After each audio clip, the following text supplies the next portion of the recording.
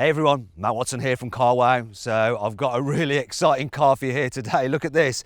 This is the first ever SUV in Aston Martin's 106-year history. It's called the Dbx and it's an alternative to the Bentley Bentayga and Lamborghini Urus. So in this video, I'm going to talk you around the design. Ooh, I've never seen one that big before. Show you inside. I could definitely live with this. Check out its gadgets. That looks familiar. Explain its performance. This is familiar too. Try out some of its accessories. It's a posh car. Why would you not want to go in a posh car? And of course, I'm going to poke it with a stick. Oh yeah. Now make sure you subscribe to this channel and don't forget to hit the bell icon to turn your notifications on so you're alerted when we make a new upload. Let's kick off this video by talking about the Dbx's design, because while it is an SUV, it's quite clearly an Aston Martin SUV. Check out the grille. Very similar to the DB11's, only it's bigger. It's the biggest grille ever fitted to an Aston Martin. Also, the badge. That's the biggest badge ever fitted to an Aston Martin. Then when you look at the bonnet, you've got these strakes in the air vents there, just like on the V12 version of the DB11, and the way the lines point in all the way to the Aston Martin badge. Moving down the sides, 22-inch alloys as standard, though you can get different designs. There's a vent here to help airflow down the side of the car, and it is real, people. Then there's these side strakes. Yet again, like the DB11, you can have those in a black colour if you want, as can you with the surround for the windows and the roof bars. The door handle, just like on other Astons, and frameless windows. Moving down the back, this roof does taper off quite a lot, and then the haunches really stick out there, accentuated as a result. I want to show you this, spoiler. Now that does provide a bit of downforce, but also the way it's been designed is that it sends air over the rear screen, so you don't need an unsightly windscreen wiper. It should clear it, but we shall see when I drive it in the UK, no doubt in the wet. My favourite bit though is this, the ducktail spoiler, just like on the Vantage. It's great to see it here on an SUV. I love it. Also down here, you've got really deep rear bumper and lower section, which looks sporty, and we've got two exhaust pipes there. These are surrounded in carbon fibre, which is an optional extra. But let me just check something. Come on, this is CarWow. I have the CarWow stick of truth. Look at this. Oh yes. Yes, look at that. There are no fake exhausts or vents on this car. Aston, keeping it real.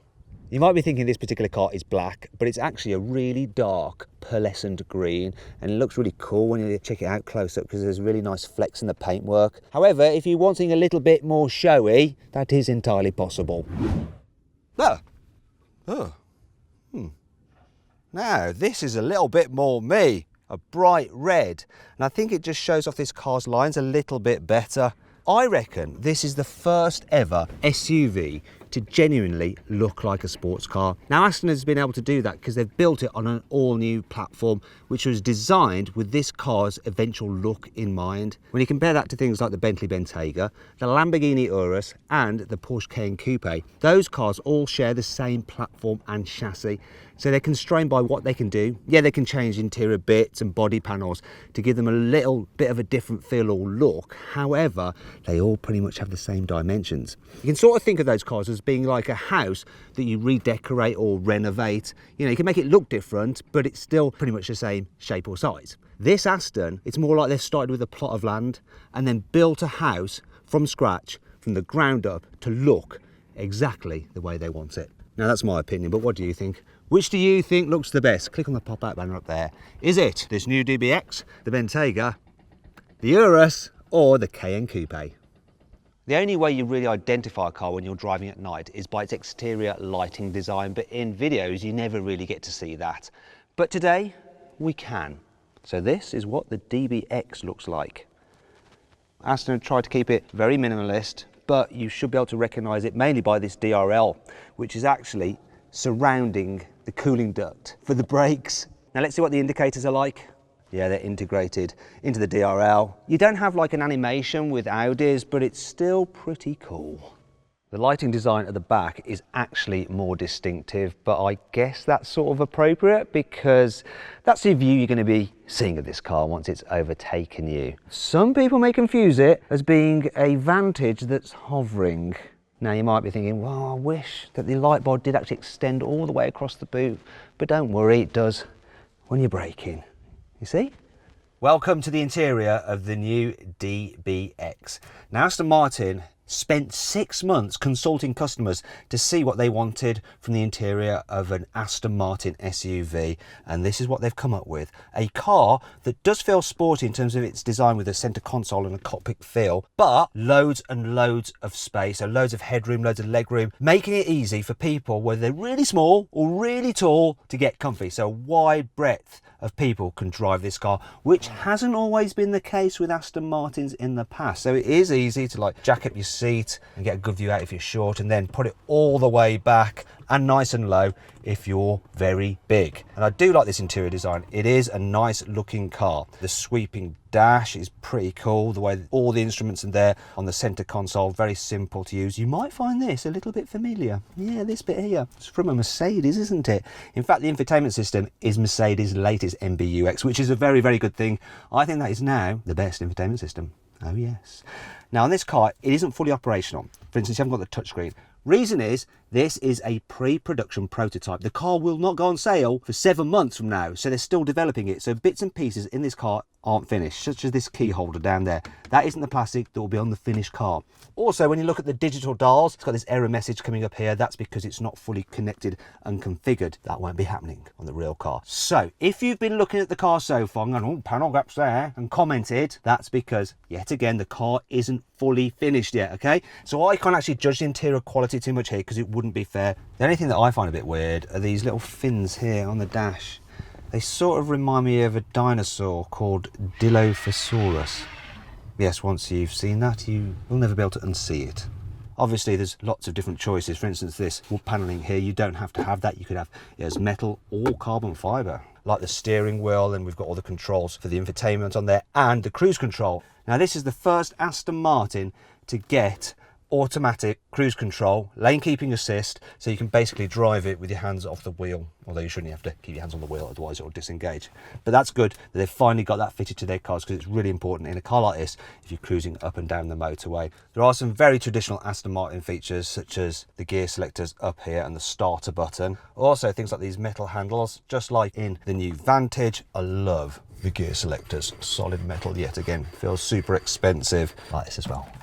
Not just one big visor, but a second one here for full sun protection. Though what I'm not so sure about is this. Just how small the vanity mirror is. It's so narrow, you can just about check out your eyebrows.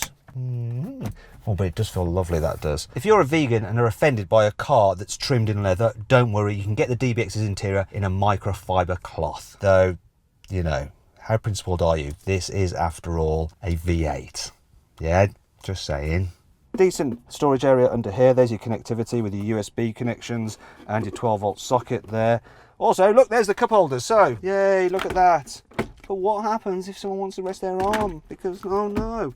Don't you worry, look, someone can have the cup holder and you can still rest your arm there. It's a good idea. Speaking of holding bottles and stuff, door bins, bloomin' massive.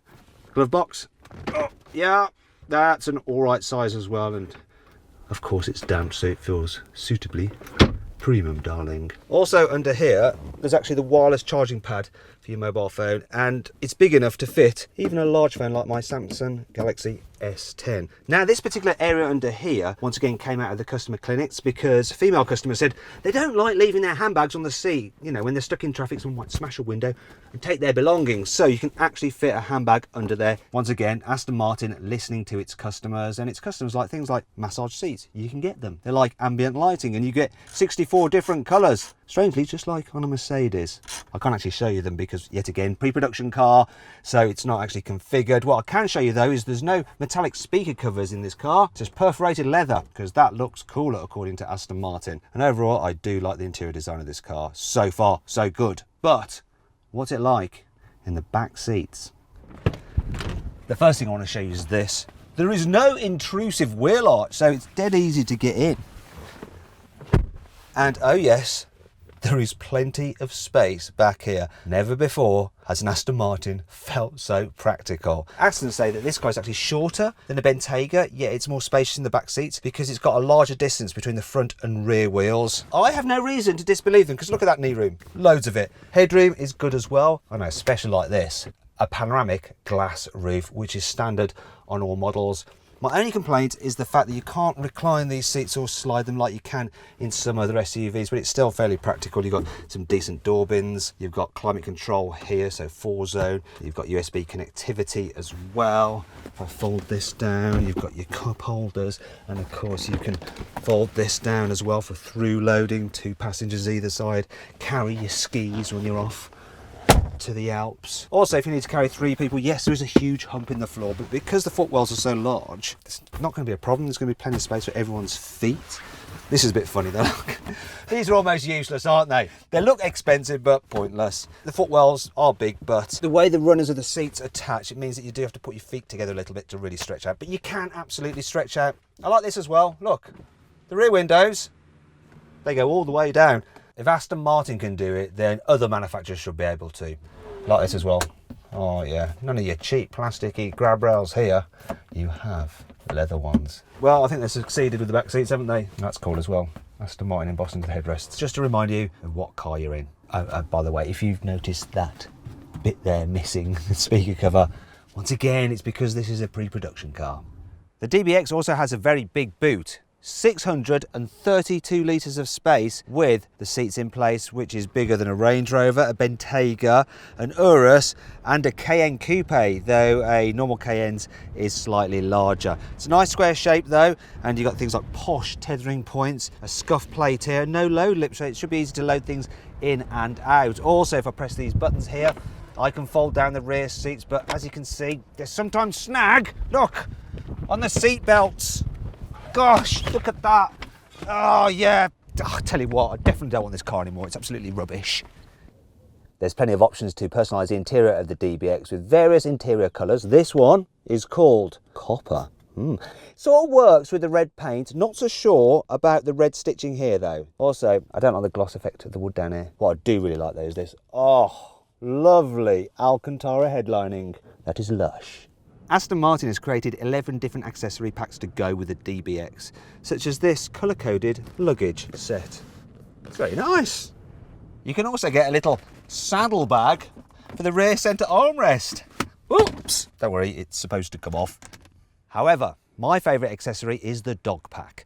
So that includes this Aston Martin branded case, which has inside the bowls and the lead. There's also a special doggy shower here, so you can hose off your dog so it doesn't make a mess of the interior. An Aston Martin branded gate there to stop it dribbling all over the back seats. You've got a very plush bed for it as well. And this important cover, which you can just fold down so it doesn't scratch your car's paintwork. All I need now is a dog. So come on, Toro, come on, come on in, come on, come on, come on, come on, come on in, come on, go on, go on, come on, in, there, look, meat. It's an Aston, you want to get inside it? Come on, up, come on, it's a posh car. Why would you not want to go in a posh car? Come on. Right, come here. There we go. Sometimes you just got to do it yourself. Now sit on the bed. There we go, sit on the bed, enjoy the Aston Martin. Oh, also make sure you always colour code your dog to the interior. Yes, good boy.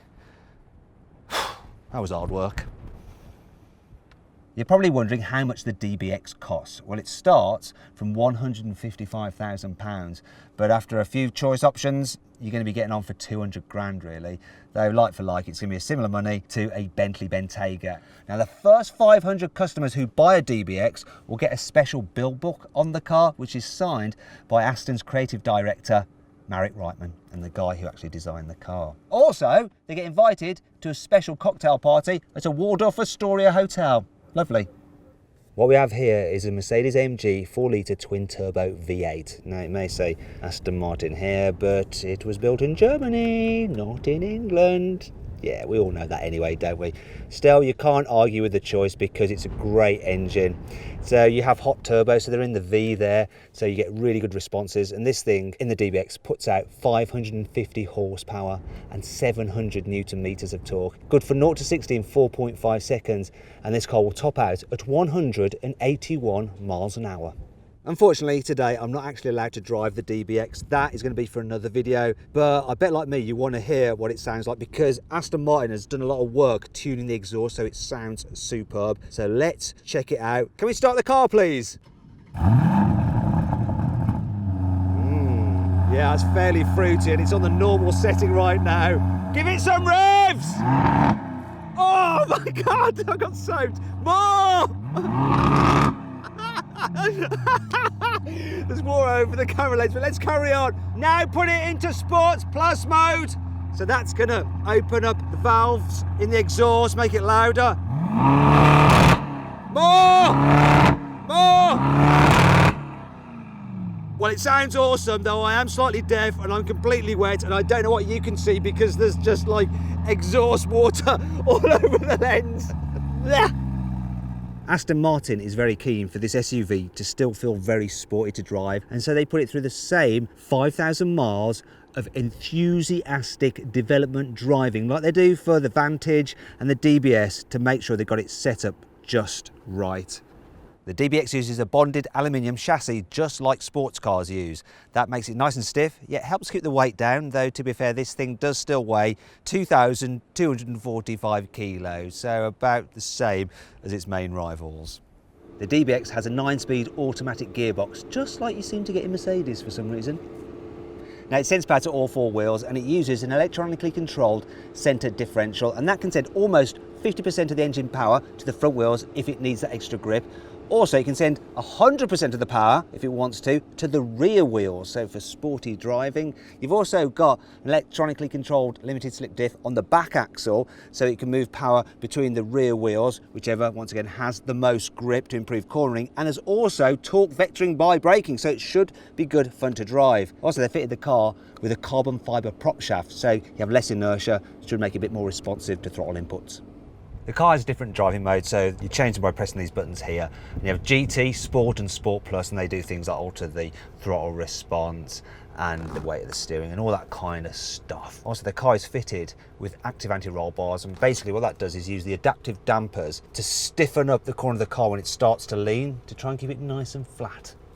As well as the 3 on-road driving modes, there are 2 off-road ones, Terrain and Terrain Plus if it's really tricky. You also have stuff like hill descent control. Yes, this car is actually designed to be taken off-road occasionally, though no one ever will, but you could if you wanted to. The car gets 3-chamber air suspension, and you can raise it up by 45mm over the standard setting if you need to go off-road, or you can lower it by 50mm below the standard setting if you want to make it look sportier or easier to get in and out of. And you can do it at the boot here as well by pressing a button. Yeah, easier for loading then, isn't it? Aston has worked with Pirelli to create 3 specific tyres for the Dbx, a summer tyre, a winter tyre and an all-season tyre. They've also fitted it with some big ass brakes, so you've got 6-pot calipers at front and they grip 41cm discs. At the back you've got 39cm discs. Now this is a little bit unusual, a tow hitch setup on an Aston Martin. Yes, this car can definitely tow. Actually, Aston Martin did a lot of testing towing this car with a trailer with various cars on the back, including a DBS. So then, what's my verdict on the new Aston Martin Dbx? Yeah, I know I haven't driven it yet, but really, unless it drives like a complete dog, which I'm pretty sure it's not going to, it's going to be a success, isn't it? You know, it's a good-looking SUV, it's luxurious inside, it's practical, it's easily going to be Aston's best-selling car ever. And if it's not, then I'm a monkey's uncle.